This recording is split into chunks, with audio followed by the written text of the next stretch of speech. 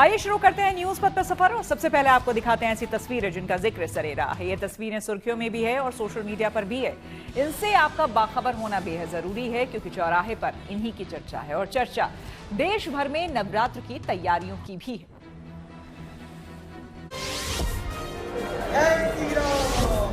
भगवान श्री कृष्ण की नगरी में भगवान श्री राम से जुड़ी लीलाओं को देखने का श्रद्धालुओं को अवसर मिलना शुरू हो गया। यूपी के मथुरा में 22 दिवसीय रामलीला महोत्सव में श्री कृष्ण लीला मंच पर गोस्वामी तुलसीदास के जीवन चरित्र का भावपूर्ण मंचन हुआ, जिसमें कलाकारों ने अपने अभिनय से दर्शकों को मुग्ध कर दिया। इसमें ये भी दिखाया गया कि किस तरह हनुमान जी ने तुलसीदास को श्री राम के दर्शन के लिए नदी के तीर पर चंदन घिसकर रखने का सुझाव दिया और फिर तुलसीदास उसी के अनुसार नदी के तीर पर बैठकर प्रभु की प्रतीक्षा करने लगे, जहाँ उनको प्रभु श्री राम के दर्शन हुए।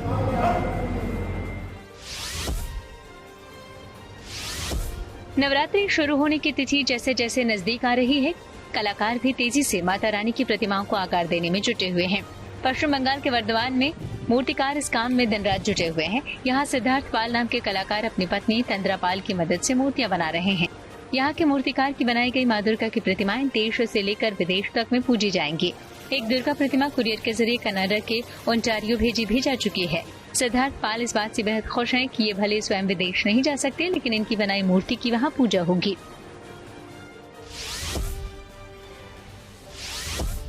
नवरात्रि की तैयारी पश्चिम बंगाल से लेकर देश भर में जोर शोर से चल रही है। रामनगरी अयोध्या में तो दशहरा को भव्य बनाने की तैयारी भी हो रही है। यहाँ राम कथा पार्क में दशहरा पर दहन के लिए पुतलों का निर्माण किया जा रहा है, जिसमें रावण का पुतला 90 फीट ऊंचा बनाया जा रहा है। इसमें स्थानीय से लेकर बाहर के कारीगर तक पूरी मेहनत कर रहे हैं। हर साल की तरह यहाँ रामलीला के आयोजन की तैयारी भी चल रही है, जिसमें फिल्मी कलाकार भी हिस्सा लेंगे। यहाँ प्रभु श्री राम की लीलाओं को आधुनिक तकनीकों के जरिए दिखाने की तैयारी चल रही है। इन आयोजनों को लेकर पुलिस प्रशासन की तरफ से सुरक्षा व्यवस्था की भी विशेष व्यवस्था की जा रही है। देश की राजधानी दिल्ली में भी नवरात्रि को लेकर भव्य तैयारी की जा रही है। चितरंजन पार्क इलाके में जगह जगह भव्य पंडालों का निर्माण किया जा रहा है। दी कोऑपरेटिव ग्राउंड दुर्गा पूजा समिति की तरफ से इस बार राजस्थान के जैसलमेर के किले की थीम पर दुर्गा पंडाल बनाया जा रहा है। इस पूजा समिति के इस बार 50 वर्ष पूरे हो रहे हैं। इस गोल्डन जुबली वर्ष को लेकर यहाँ बड़े ही धूमधाम से दुर्गा पूजा मनाने की तैयारी की जा रही है। इस बार इस समिति के पंडाल में माता रानी की इको फ्रेंडली मूर्ति होगी। यहाँ इस बार किसी भी रूप में प्लास्टिक का इस्तेमाल नहीं करना तय किया गया है। नवरात्रि को लेकर चल रही तैयारियों के बीच गरबा की भी भव्य तैयारी चल रही है। गुजरात के अहमदाबाद में गरबा का जोर शोर से अभ्यास चल रहा है। लोग पूरे उत्साह के साथ पारंपरिक वेशभूषा में रिहर्सल कर रहे हैं। 9 दिनों तक चलने वाले नवरात्रि उत्सव के दौरान गुजरात में जगह जगह इसी तरह की दिव्य छटा देखने को मिलेगी। अहमदाबाद में इसके लिए बाकायदा क्लासेस भी चल रहे हैं, जहां लोग नवरात्रि में गरबा परफॉर्मेंस की तैयारी कर रहे हैं। गरबा के इन क्लास में पुलिस की तरफ से महिलाओं को सेल्फ डिफेंस की ट्रेनिंग भी दी जा रही है।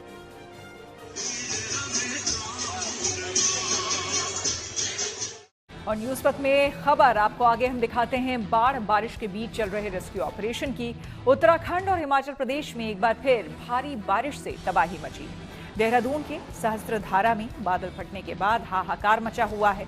उफनती लहरों के बीच हर ओर तबाही दिख रही है। कई मकानों दुकानों को नुकसान पहुंचा है। लेकिन सिर्फ देहरादून ही नहीं, उत्तराखंड में कई जगहों पर भारी बारिश से तबाही मची है। ऋषिकेश, चमोली और रुद्रप्रयाग हर ओर भारी बारिश से आफत दिख रही है। वहीं हिमाचल के मंडी में भारी बारिश से बस स्टैंड जलमग्न हो गया, जिससे तमाम लोगों की मुश्किलें बढ़ गई। लिहाजा पीड़ितों को बचाने के लिए देश के जाबाज जमीन पर उतर चुके हैं। एसडीआरएफ और पुलिस के जवान रेस्क्यू ऑपरेशन में जुटे हुए हैं।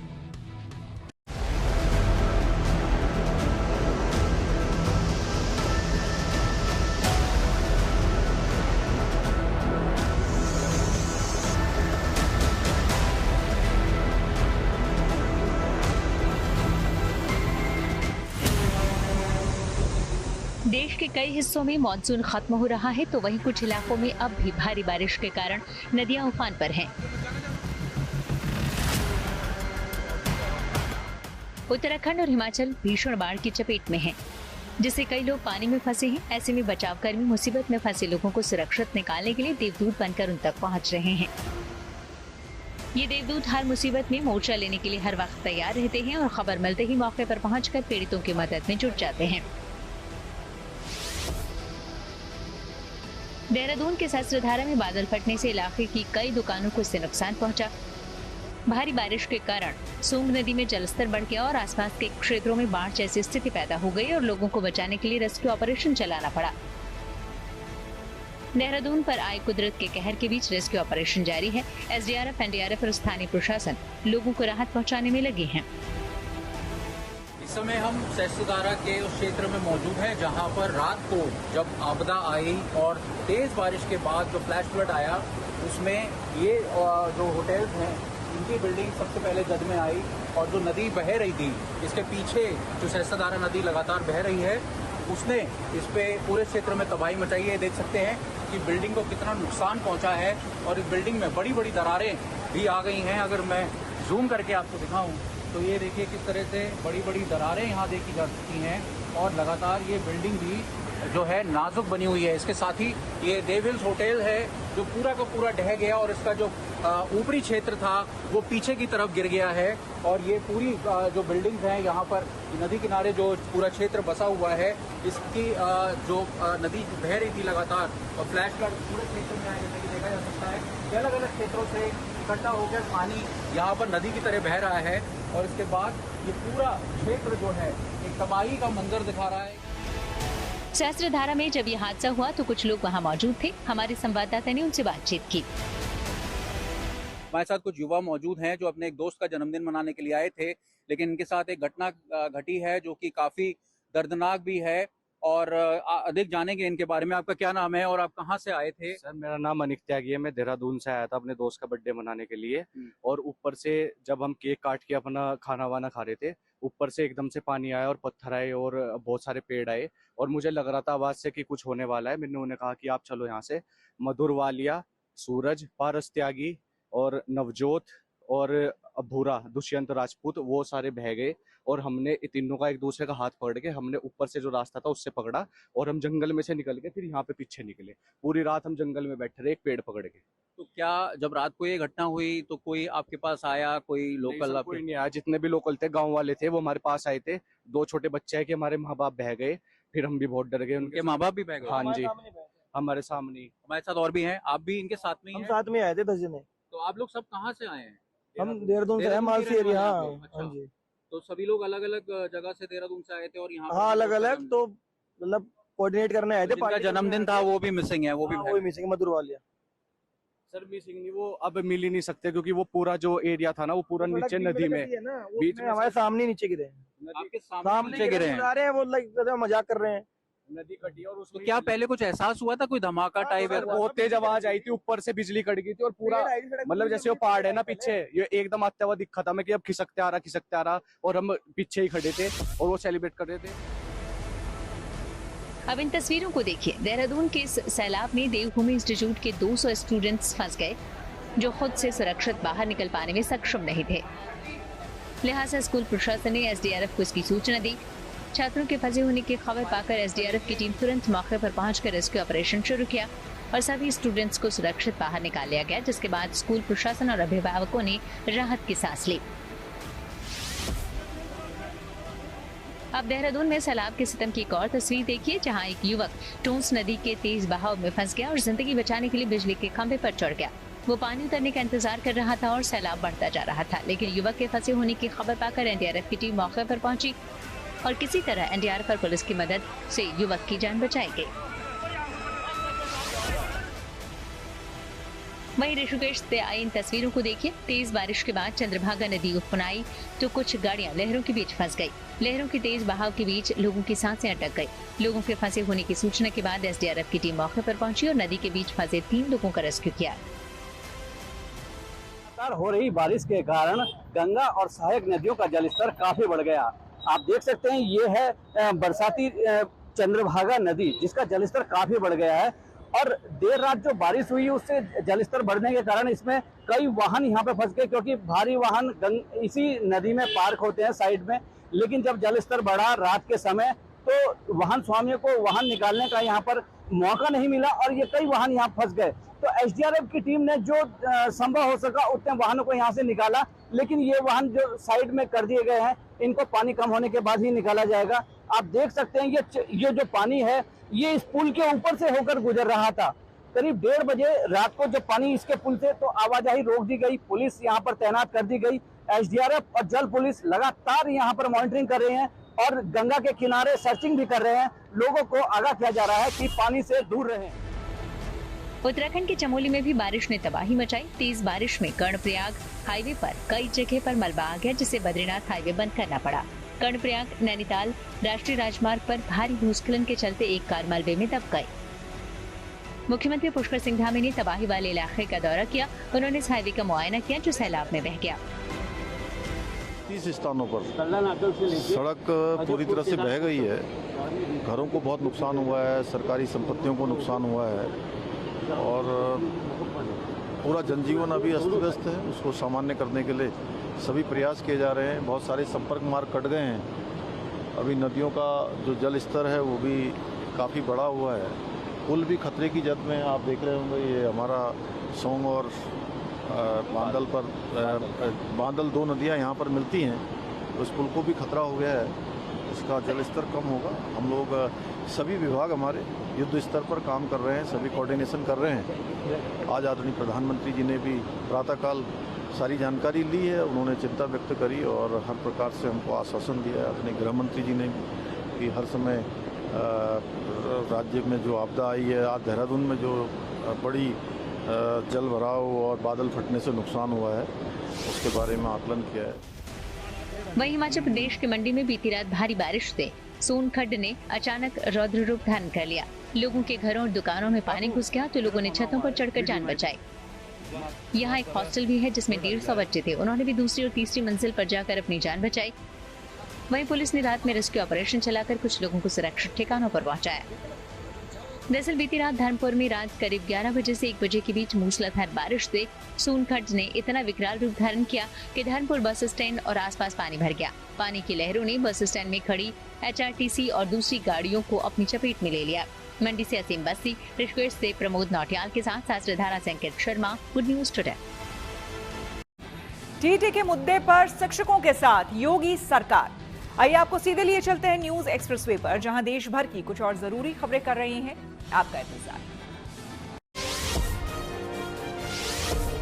नशे के खिलाफ सरकार एक्शन मोड में है। गृह मंत्री अमित शाह ने आज देश भर में जब्त की गई ड्रग्स को नष्ट करने की प्रक्रिया शुरू की। इसके तहत आज देश के 11 अलग अलग हिस्सों में नशीले पदार्थों को नष्ट किया गया। वहीं अगले 15 दिनों में 1 लाख किलो नशीले पदार्थों को नष्ट करने के निर्देश दिए गए हैं। गृह मंत्री अमित शाह ने राज्यों और केंद्र शासित प्रदेशों के ANTF यानी एंटी नार्कोटिक्स टास्क फोर्स प्रमुखों के दूसरे राष्ट्रीय सम्मेलन में ये प्रक्रिया शुरू की।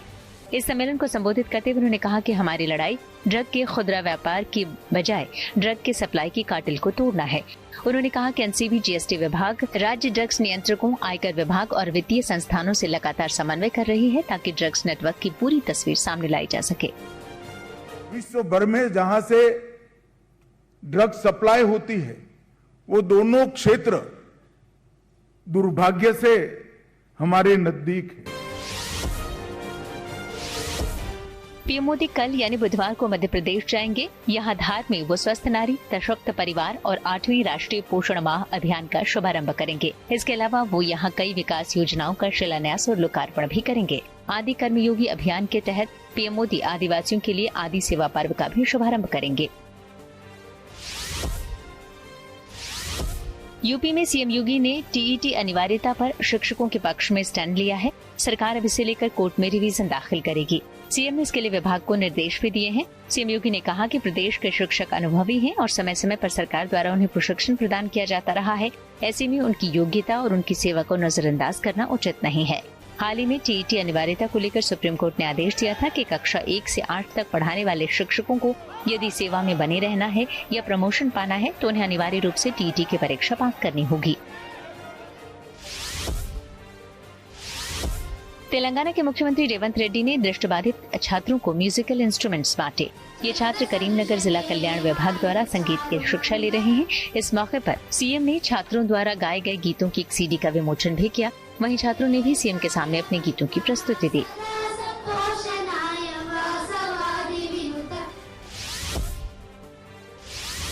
सरिस्का टाइगर रिजर्व से अच्छी खबर आई। सरिस्का में बाघों की संख्या 49 हो गई है। खबर है कि सरिस्का के बफर जोन में बाघिन ST2302 ने शावक को जन्म दिया है। दरअसल बालाखिला क्षेत्र के करणी माता मंदिर के आसपास कैमरा ट्रैप में बाघिन ST2302 एक शावक के साथ कैद हुई है। ऐसे में उस इलाके में बाघिन और उसके शावक की मॉनिटरिंग बढ़ा दी गई है और वन विभाग ने लोगों से भी सावधानी बरतने की अपील की है। न्यूज वक्त में अब बात करते हैं 9 कैरेट गोल्ड की। जी हां, त्योहारों से पहले 9 कैरेट गोल्ड का नया कलेक्शन बाजार में आ चुका है। दरअसल सोने की कीमतों ने आम लोगों को ज्वेलरी से दूर कर दिया था, लेकिन अब आपको एक नया और किफायती विकल्प मिल गया है जो न सिर्फ स्टाइलिश है बल्कि जेब पर भी हल्का है। यानी कि सोने की लगातार बढ़ती कीमतों के बीच ये कलेक्शन ग्राहकों के लिए राहत लेकर आया है। लिहाजा अब स्टाइल और क्वालिटी से समझौता किए बिना लोग त्योहारों पर ज्वेलरी का सामान और ज्वेलरी खरीदने, खास करके सोने की ज्वेलरी खरीदने का सपना पूरा कर पाएंगे।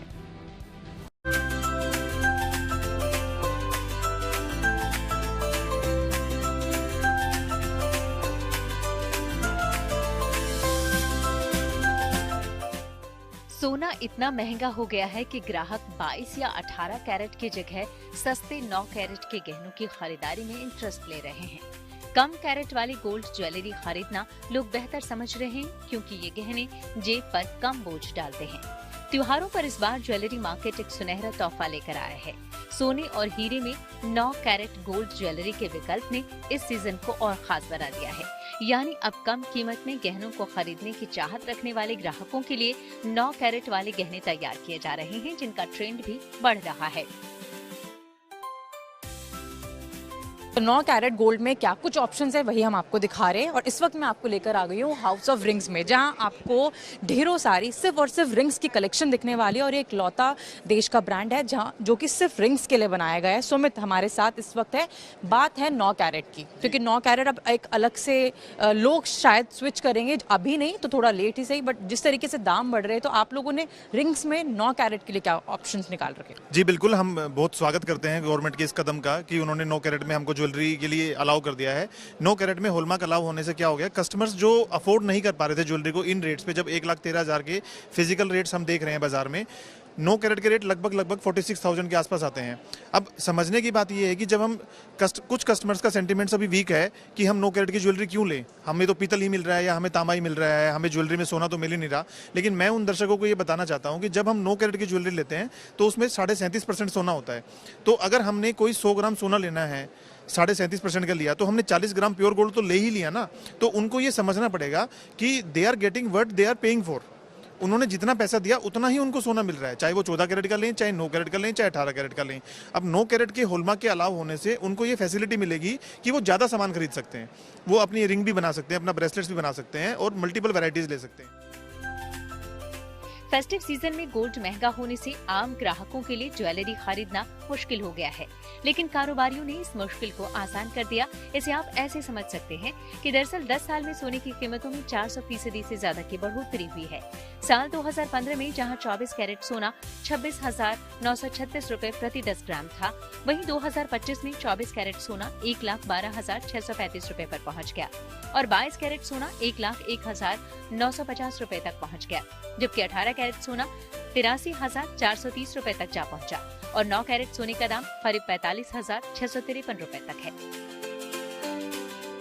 जाहिर है 9 कैरेट में ज्वेलरी आने से उन लोगों को राहत मिली है जो 22 या 24 कैरेट के महंगे गहने नहीं खरीद सकते, लेकिन कम प्योरिटी और कीमत वाले गहनों के जरिए उनका ज्वेलरी पहनने का सपना भी पूरा हो रहा है। मैं आपको यहाँ पे लेकर आई हूँ जहाँ पे आपको डायमंड की सारी चीज़ें मिलने वाली है, लेकिन 9 कैरेट सबसे बड़ा सवाल ही है कि 9 कैरेट, क्योंकि लोग जो है अब बहुत बार सोच रहे हैं खरीदारी से पहले कि हम ले या ना ले, तो 9 कैरेट में क्या ऑप्शन है? 9 कैरेट का फ्यूचर गोल्ड का जो भाव बढ़ रहा है वो हिसाब से बाजार 5% अभी शुरू हो गया है 9 कैरेट में।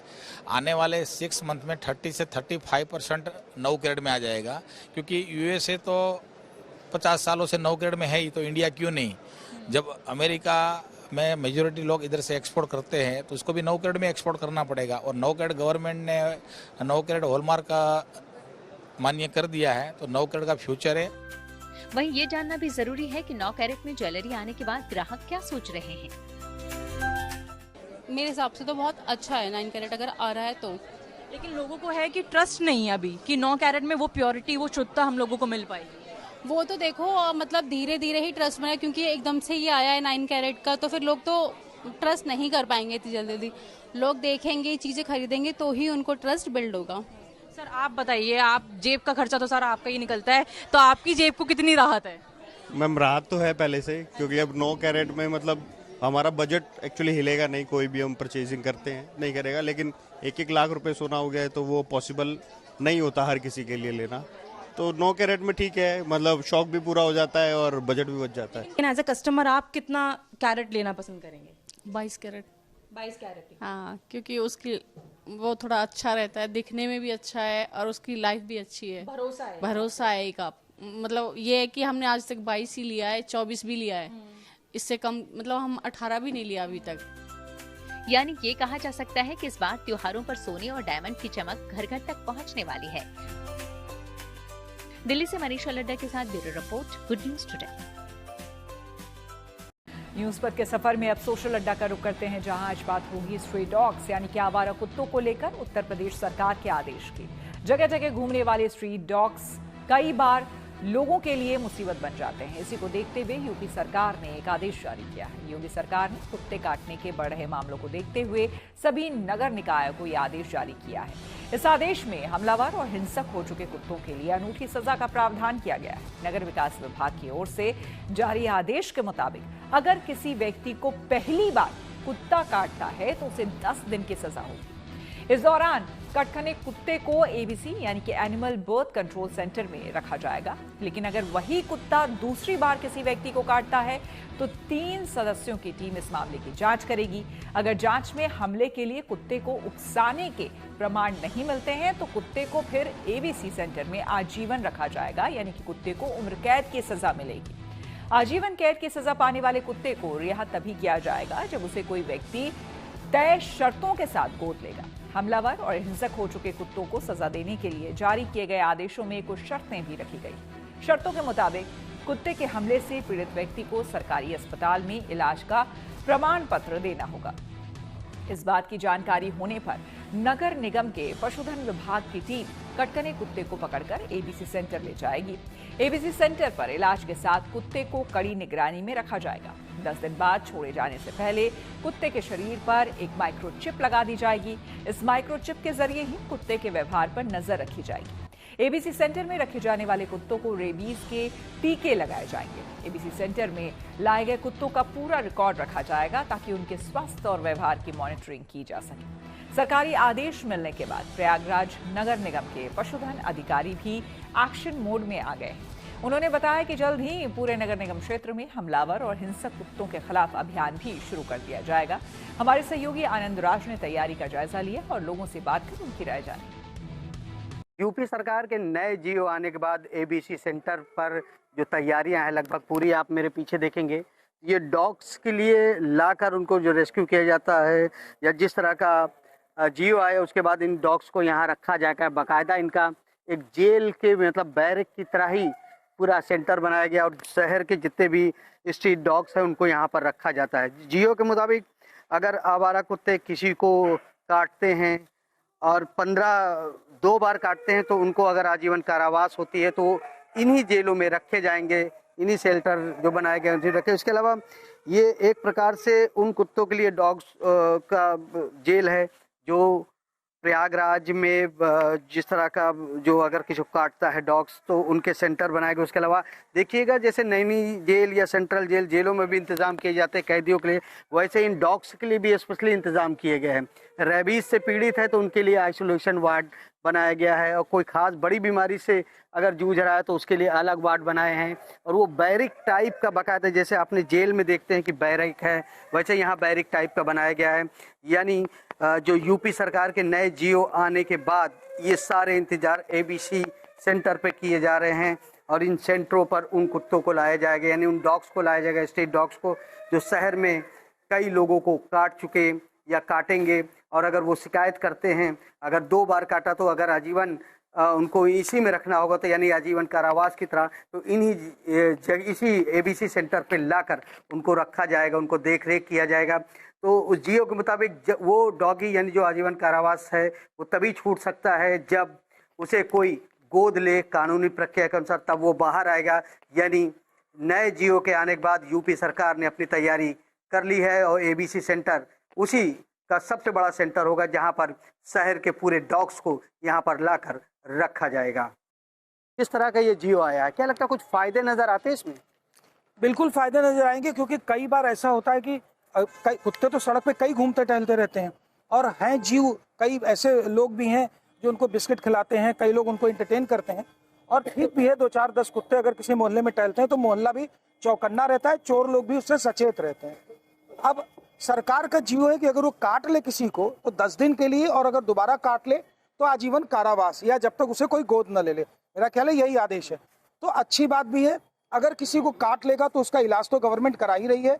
10 दिन के लिए उसको पनिशमेंट किया जा रहा है, उसे कुछ ट्रेनिंग देंगे, उसे खिलाए पिलाएंगे, वहाँ पर वो अपने और साथियों के साथ रहेगा।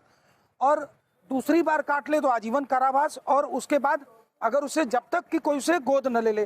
तो कई ऐसी संस्थाएं हैं जो ऐसे स्ट्रीट डॉग्स को या ऐसे जानवरों को गोद लेती हैं। अच्छा है कि उनके लिए ये एक मौका मिलेगा कि उनको अगर ऐसे कुत्तों पर जिनको उनको लगता है कि वो जेल में बंद है या पीड़ित है तो उनको गोद ले लेंगे। मुझे तो नहीं लगता ये पूरी व्यवस्था जो होगी वो एक शहर में 1 या 2 किस्म के संरक्षण गृह उनके लिए खोले जाएंगे। नगर निगम को दायित्व सौंपा जाएगा। नगर निगम पहले से ही अपने काम से दबा हुआ है, जो उसके पास ऑलरेडी पहले से काम है वही दबा हुआ है। नगर निगम के पास कुत्तों से संबंधित एक और विभाग है जो उनका पशुधन विभाग है। वहाँ जो शहर में कुत्ता पालने की चाहत रखता है उसके लिए बाध्यता है कि आप नगर निगम से लाइसेंस लें फिर कुत्ता पालें। लेकिन जितने लोगों ने शहर में कुत्ता पाला हुआ है, मेरा दावा है कि 90% लोगों ने नगर निगम से लाइसेंस नहीं लिया हुआ है। एकदम फायदा होगा और इसको लागू करना उचित है, न्याय उचित। क्या फायदा नजर आता है सर? फायदा यह है कि जो आवारा कुत्ते टहल रहे हैं, लोगों को दौड़ा दौड़ा के काटते हैं, ये थोड़ा सा बंद हो जाएगा। मानते हैं सर सही डिसीजन? डॉग लवर्स की रिस्पॉन्सिबिलिटी फिक्स की जाए, उनको आंदोलन तक ही ना रखा जाए, तो उसकी रिस्पॉन्सिबिलिटी तय की जाए। वो आंदोलन करने या मुकदमा लड़ने के लिए तो पहुंच गए, कुत्तों का संरक्षण कौन करेगा? कोई तरीका उसका अपनाया जाना चाहिए ना। नगर निगम तो बाकायदा एबीसी सेंटर खोला है ऐसे कुत्तों को स्टे कराने के लिए। नहीं, उसमें पर्याप्त नहीं है ना, वो जितने कुत्ते हैं उतना शेल्टर्स नहीं है। मैं जब सुबह निकलता हूँ बच्चों को लेकर तो कुत्ते अक्सर हमला कर देते हैं, बच्चों भौंकने लगते हैं, बच्चे भी डर जाते हैं। तो इसको रोकने के लिए जो सरकार व्यवस्था की है ठीक ठाक है, व्यवस्था तो अच्छी है, लेकिन इसमें और परिवर्तन करना चाहिए क्योंकि इससे कुछ होने वाला नहीं है। क्योंकि कुत्तों को पहचान कर पाना, कौन कुत्ता खतरनाक है, कौन कुत्ता सीधा साधा है, तो इस तरह के जो एक्सपर्ट होते हैं कुत्तों को पहचानने वाले, जो काटने वाले होते हैं कुत्ते, उनको पहचान के उनके ऊपर उनको बंद किया जाए। और आइए अब रुक करते हैं प्रगति मार्ग का, जहां ऐसी खबरें हैं जो कि देश की तरक्की, प्रगति और लोगों की काबिलियत दिखाती है। आज बात उन काबिल बेटियों के हम करेंगे जिन्होंने विदेश में अपने देश का मान बढ़ाया है। हरियाणा से ताल्लुक रखने वाली 4 बेटियों ने इंग्लैंड में हुई वर्ल्ड बॉक्सिंग चैंपियनशिप में शानदार प्रदर्शन कर वतन वापसी की। 4 मेडल के साथ लौटी इन बेटियों का दिल्ली एयरपोर्ट पर भव्य स्वागत किया गया।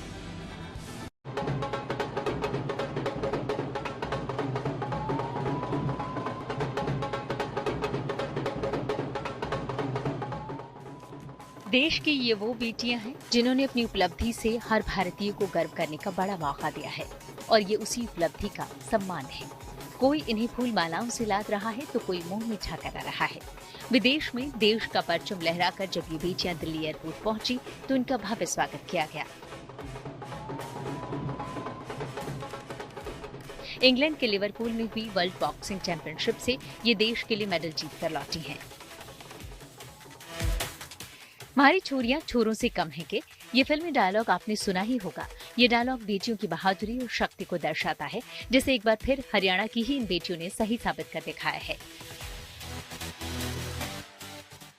भारत ने 2 स्वर्ण सहित 4 पदकों के साथ वर्ल्ड बॉक्सिंग चैंपियनशिप का अपना अभियान खत्म किया। जैस्मिन लेम्बोरिया ने 57 किलोग्राम वर्ग में वर्ल्ड चैंपियन बनी, तो मीनाक्षी हुड्डा ने 48 किलोग्राम वर्ग में गोल्ड मेडल हासिल किया। हमारी इंडिया की परफॉर्मेंस इसमें 2 गोल्ड, 1 सिल्वर और 1 ब्रॉन्ज रहा है और ये सबका एक इंडिया के लिए बहुत ही अच्छा पे बैक रहा है हमारा, तो काफ़ी खुशी हो रही है। काफ़ी अच्छी खुशी हो रही है कि फैमिली पूरी हमारी आई है साथ में, हमारे BFI से भी आए हैं और हमारे आर्मी से भी आए हैं साथ में,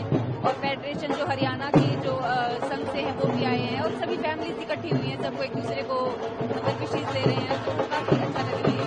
मैं बहुत ज़्यादा खुशी होती है, इसके लिए मैंने गोल्ड मेडल जीता। तो मैं सभी देशवासियों को धन्यवाद करना चाहती हूँ कि मेरे लिए इतनी प्रे की, मेरे को बेस्ट विशेष दी, उनके लिए मैं सभी को शुक्रिया अदा करना चाहती हूँ कि ऐसे ही मेरे को आगे बढ़ाते रहें और मेरे लिए प्रे करें, और मैं सभी को थैंक यू बोलना चाहती हूँ। अभी हमारा नवंबर में वर्ल्ड कप फाइनल है जो कि नोएडा में होने वाला है, तो मेरे को उसमें भी गोल्ड लेना है और देश का नाम रोशन करना है। जैस्मिन ने पोलैंड की शीर्ष वरीयता प्राप्त और ओलंपिक मेडल विजेता जूलिया सिजेरेमेटा को हराकर सबको चौंका दिया। जैस्मिन और मीनाक्षी के अलावा नुपुर शिवराण और पूजा रानी ने भी वर्ल्ड बॉक्सिंग चैंपियनशिप में शानदार प्रदर्शन किया। नुपुर शिवराण ने 80 किलोग्राम वर्ग में सिल्वर मेडल जीता, जबकि पूजा रानी ने इसी वर्ग में ब्रॉन्ज मेडल हासिल किया। मेरा मेडल सबसे पहले आया था क्योंकि मेरी फाइट सबसे पहले मेडल की आई थी, तो बहुत अच्छा लगा था कि हाँ मैंने अपने देश को मेडल दिलवाया, बहुत अच्छी फीलिंग। अभी सर हम लोगों का वर्ल्ड कप होगा, और इससे पहले हम लोगों का वर्ल्ड कप हुआ था कजाकिस्तान में, उसमें मेरा गोल्ड आया था और अब इसमें सिल्वर आया है। तो अब मोस्ट प्रोबेबली नवंबर में हम लोगों का वर्ल्ड कप होगा, तो मैं अपने देश को गोल्ड जरूर दे दूँगा। मेरे को काफ़ी अच्छा लग रहा है और ये मुझे सरप्राइज मिला है यहाँ पे कि सबने पूरी ऐसे हरियाणवी ड्रेस पहन रखी है और मेरे को काफ़ी अच्छा लग रहा है। इतने सारे लोग आए हुए हैं और इतना मान सम्मान हमें दिया है, बहुत ज़्यादा खुशी हो रही है। ये मेरी 4th वर्ल्ड चैंपियनशिप थी और पहली बार मेरा मेडल आया है, तो काफ़ी अच्छा मुझे लग रहा है। देखिए तैयारियाँ अभी काफ़ी अच्छी थी और आगे भी हम काफ़ी अच्छी करेंगे, और आगे जो अभी वर्ल्ड कप अपने इंडिया में ही होगा उसकी हम तैयारी करेंगे। जैस्मिन हरियाणा की भिवानी की रहने वाली हैं, तो मीनाक्षी रोहतक की। नुपुर और पूजा रानी का नाता भी भिवानी से ही है और अब इनका फोकस आगे और शानदार प्रदर्शन करने पर है। लेकिन ये सब वर्ल्ड बॉक्सिंग चैंपियनशिप में जो परचम लहराकर लौटी हैं, उस पर पूरा देश फख्र कर रहा है। Bureau report, good news today. भारतीय क्रिकेट टीम को मिला नया जर्सी स्पॉन्सर। जी हाँ, खेल जगत से जुड़ी ऐसी ही कुछ और इंटरेस्टिंग खबरों को जानने के लिए आइए सीधे चले खेल चक्कर। इंटरनेशनल क्रिकेट काउंसिल से मिले झटके के बाद पाकिस्तान की टीम ने अपनी तय प्रेस कॉन्फ्रेंस रद्द की। एशिया कप टूर्नामेंट में पाकिस्तान को कल यानी 17 सितंबर को यूएई के खिलाफ मैच खेलने से एक दिन पहले ये प्रेस कॉन्फ्रेंस करनी थी। दरअसल भारत पाकिस्तान मैच के दौरान हुए हैंडशेक विवाद के बाद पाकिस्तान ने धमकी दी थी कि अगर मैच रेफरी एंडी पाइक्रॉफ्ट को नहीं हटाया गया तो इस मुकाबले का बाइकआउट करेगा। आईसीसी ने पाकिस्तान क्रिकेट बोर्ड की इस धमकी को नजरअंदाज करते हुए उसकी मांग को ठुकरा दिया था, जिसके बाद यूएई से होने वाले मैच से पहले सवालों के डर से पाकिस्तान ने प्रेस कॉन्फ्रेंस ही कैंसिल कर दी। भारतीय क्रिकेट टीम को मिल गया है नया जर्सी स्पॉन्सर। अपोलो टायर्स अब आधिकारिक तौर पर भारतीय क्रिकेट टीम का नया जर्सी स्पॉन्सर बन गया है। बेटिंग एप्स पर सरकार के बैन लगाने के बाद बीसीसीआई ने ड्रीम 11 की स्पॉन्सरशिप डील को रद्द कर दिया था। इसके बाद हुई बोली प्रक्रिया में अपोलो टायर्स ने हर मैच के लिए बीसीसीआई को 4.5 करोड़ रुपए देने का ऑफर दिया, जो ड्रीम 11 के दिए जा रहे 4 करोड़ रुपए से ज्यादा ही है। नया करार 2027 तक के लिए हुआ है। मौजूदा वक्त में भारतीय क्रिकेट टीम एशिया कप में बिना स्पॉन्सरशिप के ही खेल रही है। आईसीसी महिला वर्ल्ड कप क्रिकेट टूर्नामेंट के शुरू होने से पहले टीम इंडिया के लिए आई बड़ी खुशखबरी। भारत की टॉप ऑर्डर बल्लेबाज स्मृति मंधाना रैंकिंग में एक बार फिर से टॉप पर पहुंच गई हैं। आईसीसी की जारी महिला वनडे बल्लेबाजों की रैंकिंग में मंधाना नंबर 1 पोजीशन पर पहुंच गई हैं। ये उपलब्धि उन्होंने ऑस्ट्रेलिया के खिलाफ पहले वनडे मैच में 58 रन की शानदार अर्धशतकीय पारी के बाद हासिल की। हालांकि भारत ये मैच हार गया, लेकिन मंधाना दूसरी बार रैंकिंग में टॉप पर पहुंच गई हैं। इससे पहले उन्होंने 2019 में वनडे बल्लेबाजों की रैंकिंग में नंबर 1 स्थान हासिल किया था। इसी के साथ न्यूज पथ में मेरे यानी कि श्वेता झा के साथ फिलहाल इतना ही। देश दुनिया की तमाम पॉजिटिव खबरों के लिए आप देखते रहिए गुड न्यूज टुडे।